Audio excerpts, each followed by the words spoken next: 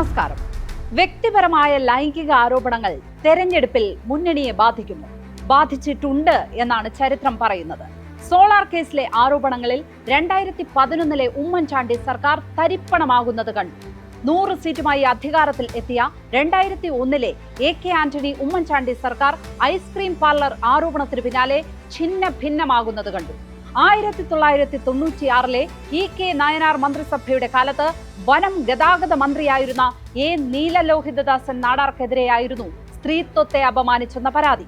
സൂര്യനെല്ലി കേസിലെ ആരോപണത്തിന് പിന്നാലെ PJ കുര്യനും തെരഞ്ഞെടുപ്പിൽ തോറ്റു. PT ചാക്കോയ്ക്കെതിരായ ആരോപണത്തിന് ശേഷം 1965 67 ഭരണത്തിൽ എത്താനാകാതെ നാശകോലമായ കോൺഗ്രസിനെയും കണ്ടു. ഈ ആരോപണങ്ങളൊന്നും തെളിയിക്കപ്പെടുകയോ കോടതികളിൽ ശിക്ഷിക്കപ്പെടുകയോ ചെയ്തില്ല. നീലലോഹിതദാസൻ നാടാർക്കെതിരായ പരാതിയിൽ മാത്രമാണ് വിചാരണ കോടതി 3 മാസത്തെ ശിക്ഷ വിധിച്ചത്. അപ്പീലിൽ വെറുതെ വിടുകയും ചെയ്തു. കോടതികളിൽ നിന്ന് ശിക്ഷ കിട്ടിയിട്ടില്ലെങ്കിലും തെരഞ്ഞെടുപ്പ് രാഷ്ട്രീയത്തിൽ ഇവയെല്ലാം തിരിച്ചടികൾക്ക് കാരണമായിട്ടുണ്ട്. മറ്റൊരു തെരഞ്ഞെടുപ്പിന് കാഹളം ഉയരുമ്പോഴാണ് രാഹുൽ മാങ്കൂട്ടത്തിനെതിരായ ആരോപണങ്ങൾ ഉണ്ടാകുന്നത്. സ്പോട്ട്ലൈറ്റ് പരിശോധിക്കുന്നു. ഇക്കാലത്ത് എന്താണ് രാഷ്ട്രീയ മാന്യത? എന്താണ് തെളിവ്? ആർക്കാണ് പരാതി? തന്റെ പേര് ആരെങ്കിലും പറഞ്ഞോ? പൊതുസമൂഹത്തിന് മുന്നിൽ നിന്ന് യുവതി സ്വന്തം അനുഭവം പറഞ്ഞപ്പോൾ ഉയർന്ന ചോദ്യങ്ങൾ ഇങ്ങനെയായിരുന്നു. ഇങ്ങനെ ചോദ്യങ്ങൾ ഉയരുന്ന കാലത്ത് നിന്നാണ് രാഷ്ട്രീയ നൈതികതയെക്കുറിച്ച് സംസാരിക്കേണ്ടത്. ഇത് മാർക്സിസ്റ്റ് സൈദ്ധാന്തികർ പറയുന്ന സത്യാനന്തര കാലമൊന്നുമല്ല.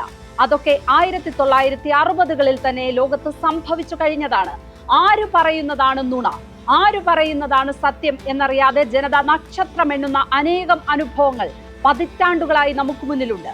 പ്രത്യയശാസ്ത്രപരമായ നിൽപ്പാണ് നമ്മുടെ ബോധ്യത്തെ തീരുമാനിക്കുന്നത്.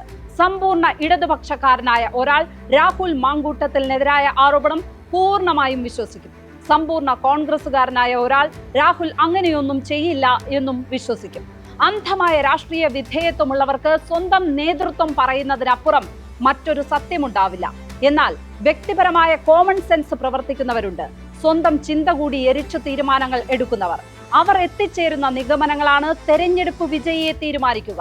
അവർക്ക് മുന്നിൽ ആരോപണ വിധേയൻ കുറ്റക്കാരനാണ് എന്ന പ്രതിച്ഛായ വന്നാൽ പിന്നെ രക്ഷയില്ല.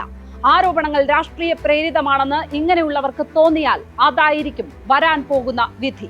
തദ്ദേശ സ്വയംഭരണ തെരഞ്ഞെടുപ്പ് എന്നാൽ 21,900 വാർഡുകളിലേക്കുള്ള തെരഞ്ഞെടുപ്പ് എന്നാണ് അർത്ഥം. ആ ഓരോ വാർഡിലും കുറഞ്ഞത് 3 പേർ എങ്കിലും മത്സരിക്കുന്നു എന്ന് കണക്കാക്കിയാൽ തന്നെ ഒരേ സമയം 65,000 വ്യക്തികളെയാണ് വിലയിരുത്തുന്നത്. അങ്ങനെ ഒരു തെരഞ്ഞെടുപ്പിനെ ഇപ്പോഴത്തെ രാഹുൽ മാങ്കൂട്ടത്തിൽ വിവാദം ബാധിക്കും. വാർഡുകളിലേക്കും ഡിവിഷനുകളിലേക്കും മത്സരിക്കുന്നവരെ വ്യക്തിപരമായി തന്നെ വോട്ടർമാർക്ക് പരിചയമുള്ളതാണ്. അങ്ങനെ ഒരു തെരഞ്ഞെടുപ്പിൽ പൊതുവിഷയങ്ങൾ ബാധകമാകാനുള്ള സാധ്യത കുറവാണ്. പക്ഷേ തരംഗമായി ഒരു ആരോപണം നിലനിന്നാൽ തീർച്ചയായും കുറച്ച് വോട്ടർമാരെയെങ്കിലും അത് സ്വാധീനിക്കും. 50-ൽ താഴെ വോട്ടിന്റെ ഭൂരിപക്ഷത്തിന് ജയം നിർണയിക്കുന്നവയാണ് ഭൂരിപക്ഷം വാർഡുകളും. അവിടെ 25 പേരെങ്കിലും ഇത്തരം വിഷയങ്ങളിൽ മാറി ചിന്തിച്ചാൽ ഫലവും മറിയും. പൊതുവെ തദ്ദേശ സ്വയംഭരണ തെരഞ്ഞെടുപ്പുകളെ സംസ്ഥാന വിഷയം ബാധിക്കില്ല എന്ന് പറയാറുണ്ടെങ്കിലും അത് പൂർണ്ണമായും ശരിയല്ല എന്നാണ് അനുഭവങ്ങൾ. സംസ്ഥാനം ഭരിക്കുന്ന അതത് മുന്നണികൾക്കെതിരായ വികാരങ്ങൾ കുറച്ച് വോട്ടർമാരെയെങ്കിലും ബാധിക്കാറുണ്ട്. നവംബറിലോ ഡിസംബർ ആദ്യമോ പോളിംഗ് ബൂത്തിലേക്ക് പോകുന്നവയാണ് വാർഡുകൾ. അവിടെ 1% വോട്ടർമാരെയെങ്കിലും വിഷയം ബാധിച്ചാൽ 10 വോട്ടുകൾ സ്വാധീനിക്കപ്പെട്ടു എന്നാണ് അർത്ഥം. ബൂത്തിലെ തെരഞ്ഞെടുപ്പ് ഫലം അട്ടിമറിക്കപ്പെടാൻ പലപ്പോഴും അത് മതിയാകും. പക്ഷേ കഴിഞ്ഞ സംസ്ഥാന നിയമസഭാ തെരഞ്ഞെടുപ്പുണ്ട്. അവിടെ ഏറ്റവും കൂടുതൽ ഉയർന്ന ആരോപണം സ്വർണ്ണക്കടത്തായിരുന്നു. UDF NDA മുന്നണികൾ ഏതാണ്ട് മുഴുവൻ സമയവും വിനിയോഗിച്ചത് ആ വിഷയം വിവരിക്കാനാണ്. ഫലം വന്നപ്പോൾ ഇടതുമുന്നണി 99 സീറ്റുമായി അധികാരത്തിലെത്തി. 2 പ്രതിപക്ഷ മുന്നണികളും കണക്കാക്കിയതുപോലെ മുഖ്യമന്ത്രി പിണറായി വിജയന്റെയോ LDFന്റെയോ പ്രതിച്ഛായ തകർക്കാൻ ആ വിഷയത്തിന് കഴിഞ്ഞില്ല. അങ്ങനെയുള്ള സംഭവങ്ങളും തെരഞ്ഞെടുപ്പിൽ ധാരാളമുണ്ട്. പൊതുപ്രവർത്തകൻ എപ്പോഴും ശുദ്ധജലം പോലെ സുതാര്യമാകണം എന്ന് പറയും. ചെയ്തികളൊന്നും മറച്ചുവെക്കാതെ ഇരുന്നാൽ മാത്രം പോരാ, വിഷമയം ആകരുത്. അത്തരമൊരു സുതാര്യതയാണ് രാഹുൽ മാങ്കൂട്ടത്തിൽ ഇല്ലാതാക്കിയത്. അത് മറച്ചുവെക്കാൻ കഴിയുന്ന കാര്യമല്ല. ഇന്നാട്ടിൽ ജീവിക്കുന്ന നിരവധി പേരെ ബാധിച്ച വിഷയമാണ്. ഇനി ഒരാളെ മാത്രം ബാധിച്ചതാണെങ്കിലും താതാത്മ്യപ്പെടുക എന്നൊരു സംഗതി സമൂഹത്തിനുണ്ട്. ഒരാൾ സത്യസന്ധമായാണ് ഉന്നയിക്കുന്നത് എന്ന് തോന്നിയാൽ മറ്റുള്ളവരും അവർക്കൊപ്പം ചേരും. രാഹുൽ മാങ്കൂട്ടത്തിൽ വെറുമൊരു MLA മാത്രമല്ല, യൂത്ത് കോൺഗ്രസിന്റെ സംസ്ഥാന അധ്യക്ഷനുമായിരുന്നു. നാട്ടിലെ യുവജനങ്ങളിൽ നല്ലൊരു പങ്കിനെ പ്രതിനിധീകരിക്കുന്നയാളാണ്. അങ്ങനെ ഒരാളാണ് ചോദ്യവും ഉത്തരവും ഇല്ലാതെ മണിക്കൂറുകളോളം ഇരുട്ടിൽ തുടർന്നത്. ഒടുവിൽ പുറത്തു വന്നപ്പോൾ കണ്ടിരുന്നവരെ മുഴുവൻ അപഹാസ്യരാക്കിയത്. രാജിവെച്ചപ്പോഴെങ്കിലും ഒരു മാന്യത ആളുകൾ പ്രതീക്ഷിച്ചു.